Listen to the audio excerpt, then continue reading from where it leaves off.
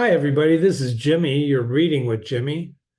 We're reading Alice's Adventures in Wonderland, Chapter 7, The Mad Tea Party, A Mad Tea Party, pardon me. And we left off with the Hatter who poured a little hot tea on the Dormouse's nose. And the riddle, don't forget the riddle, why is a raven like a writing desk? This was what the Hatter asked Alice. Why is a raven like a writing desk?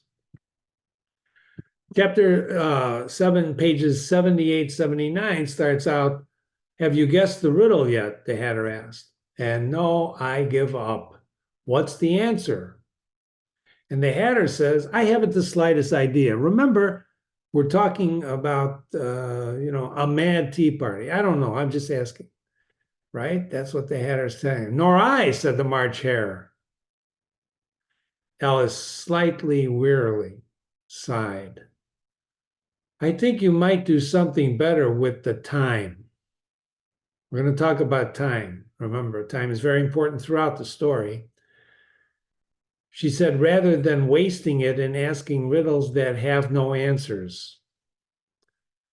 And the Hatter replies, if you knew time as well as I do, said the Hatter, you wouldn't talk about wasting it. It's a him. Remember, pronouns are very important in this story. What is a pronoun? Now, Hatter is basically saying that time is not an it, it's a him. And if you knew time as well as he does, you wouldn't talk about wasting it. It's a him. Of course, and Alice says, I don't know what you mean. Here we go again, right? She's puzzled. She doesn't know what they mean, what they're talking about. Are you using the English language? She just said that in the prior page. Of course you don't, said the Hatter, tossing his head contemptuously. I defined contemptuously for you on the side in a way that shows strong dislike or a lack of respect for someone. Contemptuously. Ha! Ha! Of course you don't. I dare say you never even spoke to time. So if somebody told you, you haven't spoken to time in a while, what would you think? He's a little off, right? Perhaps not, Alice cautiously replied. But I know I have to beat time when I learn music. This is a very interesting comment. Don't forget, we learned that Alice studies music, French, etc. She's got a lot. She's an educated young lady, right? But she knows she has to beat time to learn music. You know what a metronome is? Tick, tick, tick, tick, right? It beats time. Because when you play music, you keep time. Time has rhythm. I don't want to go into the dissertation about time being math, but it is. She beats time, right? I have to beat time. So now if she's beating him, sounds a lot like what was going on with that little piggy. Ah, that accounts for it, said the Hatter. He won't stand beating. Now, if you only kept on good terms with him, he'd do almost anything you'd like with the clock. What the Hatter doesn't miss a beat, right? He says, yeah, time isn't going to stand for a beating, but if you were on good terms with him, he'd do almost anything with a clock.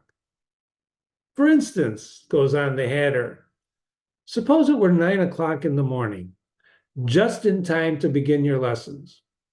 You'd only have to whisper and hint to time, and round the clock goes in a twinkling. 1:30, time for dinner.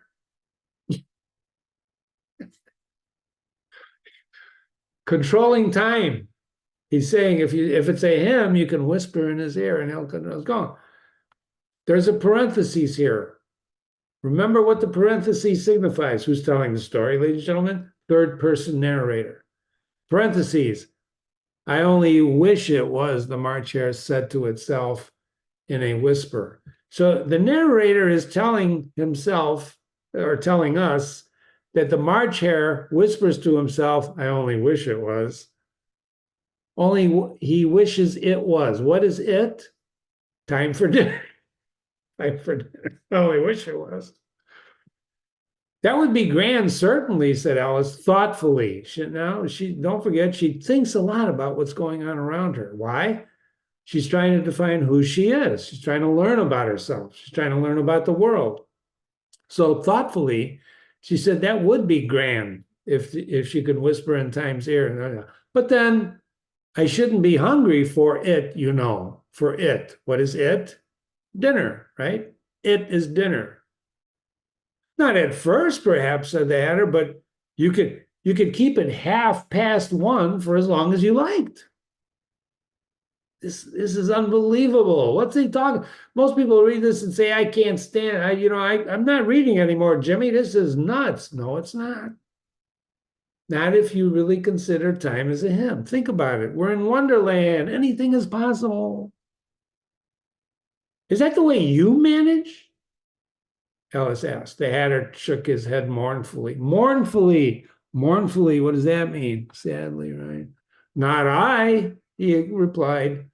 We quarreled last March, just before he went mad, pointing to his teaspoon in the March hare, pointing his teaspoon at the March hare, pardon me. We quarreled last March. Who's we? Him and Time quarreled, and he went mad. Time went mad. He points his teaspoon at the March hare. There's a dash, pause. It was at the great concert given by the Queen of Hearts, and I had to sing.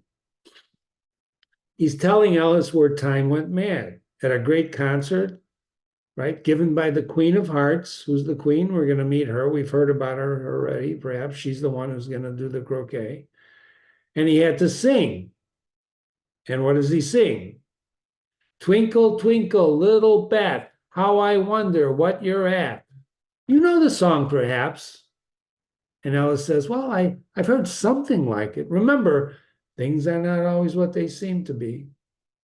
And I put on the right over here, you can see what it is. It's an English lullaby. Maybe you know it.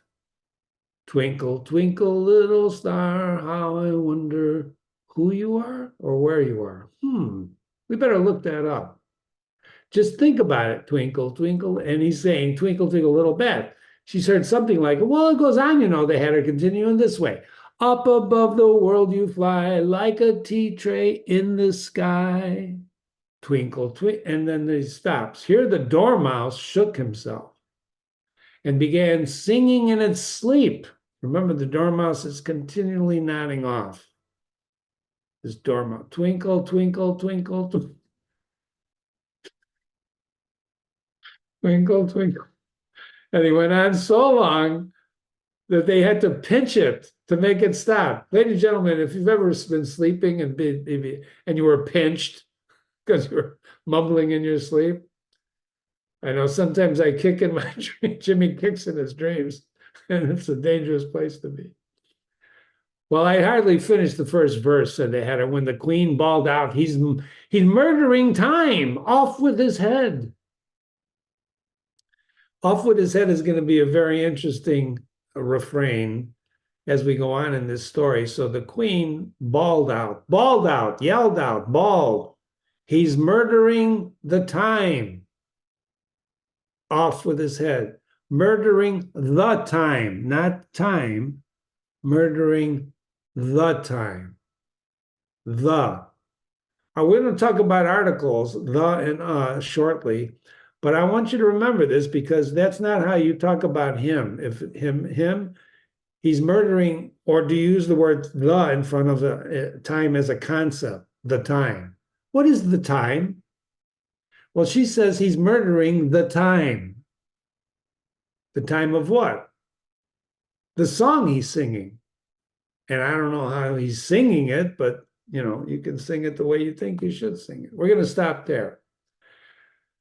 Before I let you go, we're going to have a little talk about time because time is what we're talking about. So here's a short discussion about time.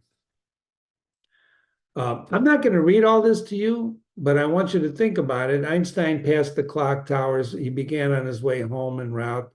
He took his friend, and the two men regularly discussed science and philosophy, including the nature of time. You see that? The nature of time. What is the nature of time? Is it a him? Is it an it? In any case, if you don't know who Einstein is, you better look him up because Einstein's a very famous guy, right? So um, Einstein came to a sudden realization: time is not absolute. What does that mean? Well, it's not forever. It's not absolute. Despite our common perception that a second is always a second everywhere in the universe, the rate at which time flows depends on where you are and how fast you are traveling. Now, this is Einstein, who came in later. He actually came in later than our friend, how fast, where you are and how fast you're traveling, than Lewis Carroll. But I told you earlier, Lewis Carroll, he was a mathematician. And thinking about mathematics makes you think in a certain way about things. It's very different than thinking about things if you're a carpenter, although you need math to be almost anything these days, right? But he was thinking about time, and a second is not always a second. That's the important part about this, because if we think about that and go back and reread what we just read on pages 78 and 79, we're going to find out that what this Hatter is talking to Alice about is time. If you remember their conversation about the clock, why does your clock always show, right, the day and not the old clock? And he's challenging her, why doesn't your watch show you the year? And she says, because it's always the same. Well, it's not. Time is relative. Let me prove it to you. The closest star to us is the sun. Okay, you understand that? So you can't look at the sun, you burn your eyeballs out. Don't do it. But if you were to think about the light travels at a certain speed. That's what we're talking about here is light. Stars give off light.